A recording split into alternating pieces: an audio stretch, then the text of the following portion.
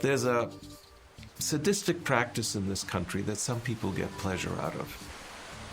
It's watching small animals crushed, tortured to death, often by women, and they get a kind of erotic rush from it.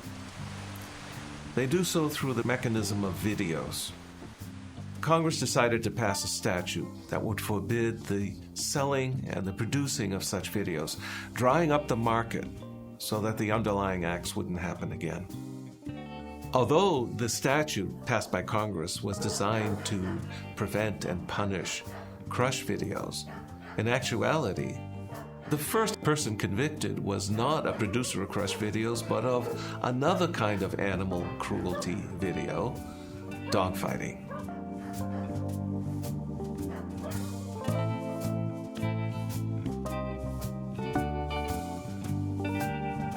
Robert J. Stevens made a lot of money out of selling such dogfighting videos.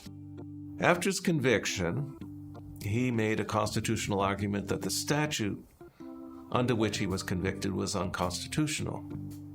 It was contrary to the First Amendment. And the case came up before the Supreme Court. So this brings us to this question of overbreadth. Normally, the court will not hear a case unless the complainant has standing. Standing requires that the person complaining actually could show a specific harm that was inflicted by the application of the law, and that the court is capable of redressing that harm. In First Amendment jurisprudence, the court has created an exception to the requirements of standing.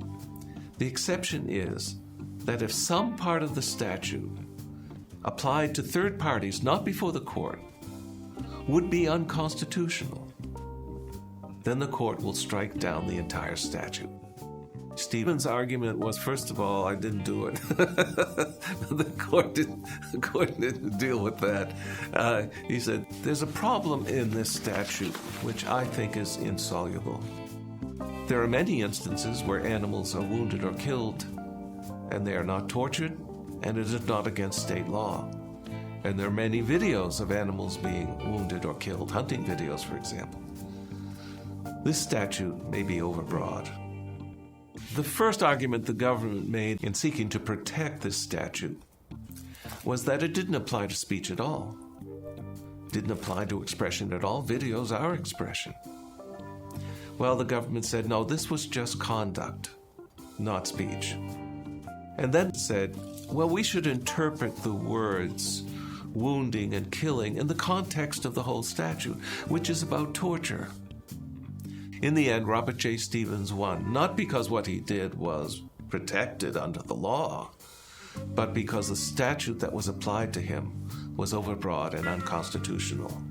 The vote was 8-1, Justice Samuel Alito, the only dissenter. The Supreme Court found that the statute was overbroad because part of the statute would apply to the wounding or killing of animals, which is not regarded in many state laws as being animal cruelty at all. The day the case came down, the sponsor of the original legislation put in a new bill specifically targeting only crush videos. It was specific and fit this kind of expression under a category of speech, obscenity, which is not protected by the First Amendment. So at bottom, this case affirms the separation of powers. It respects what Congress wrote, even if Congress writes it mistakenly.